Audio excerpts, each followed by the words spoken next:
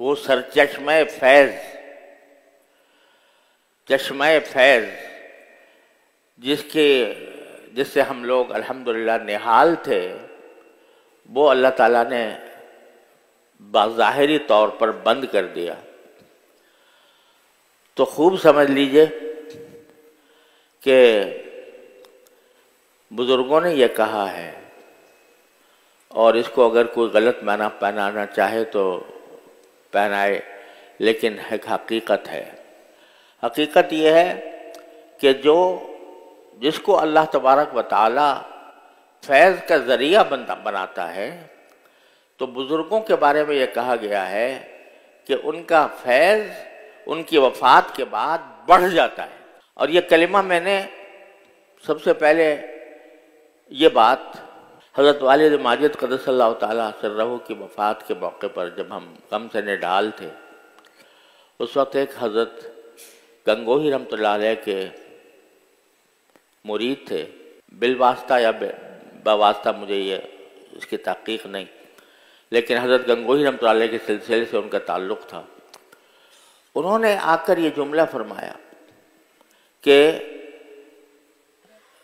تم صدمہ نہ کرو، ان بزرگوں کا فیض مرنے کے بعد، موت کے بعد بڑھ جاتا ہے۔ فوری طور سے تو مجھے اچنبھا ہوا کہ یہ کیا بات کہہ دی انہوں نے، اور یہ پھر فرمایا کہ یہ ہم نے اپنے بزرگوں سے سنا ہے کہ ایسا ہوتا ہے کہ ان کا فیض انتقال کے بعد مزید بڑھ جاتا ہے۔ بعد میں جب کبھی غور کیا اور دیکھا تو باقی یہ بات بزرگوں سے منقول ہے، اور وجہ اس کی یہ ہے کہ دیکھو، دینے والا معطی حقیقی تو ایک ہی ہے۔ کوئی مخلوق کسی دوسری مخلوق کو کوئی چیز عطا کر نہیں سکتی۔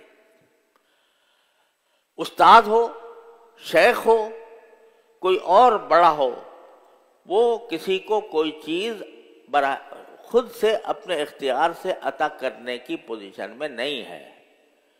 عطا کون کرتا ہے؟ ایک ہی ہے معطی حقیقی، وہ اللہ جل جلالہ۔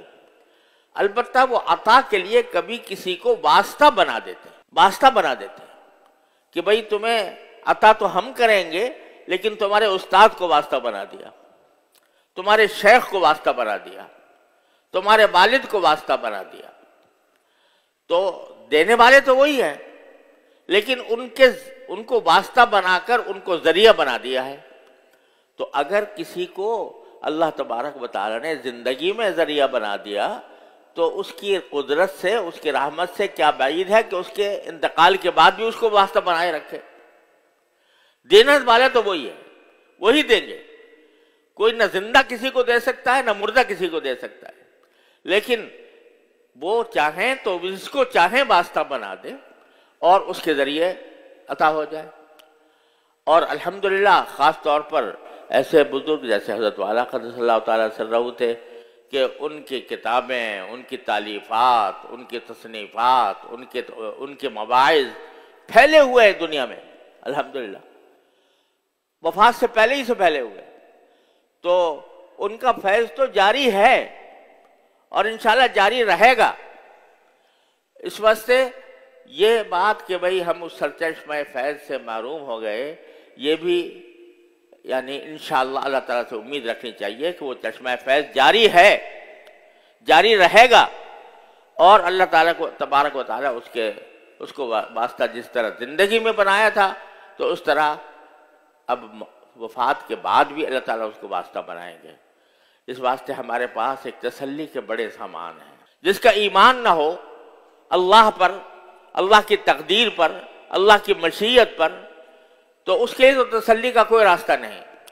لیکن جس کا ایمان ہے اللہ جل جلالہ کی ذات پر، اللہ تبارک و تعالیٰ کی قدرت پر، اس کی رحمت پر، اس کے فیصلوں پر، اس کی مشیت کے فیصلوں پر، تو اس کے لیے تسلی کے بے شمار راستے ہیں کہ یہ تو ایک عارضی جدائی ہے، انا الیہ راجعون، ہم بھی وہاں جانے والے ہیں۔ اور یہ عارضی جدائی کے اندر بھی آپ کے تحفوں کے پیکٹ پہنچ سکتے ہیں، وفات یافتہ بزرگ کے پاس ایصال ثواب کرو، تحفہ بھیج دو۔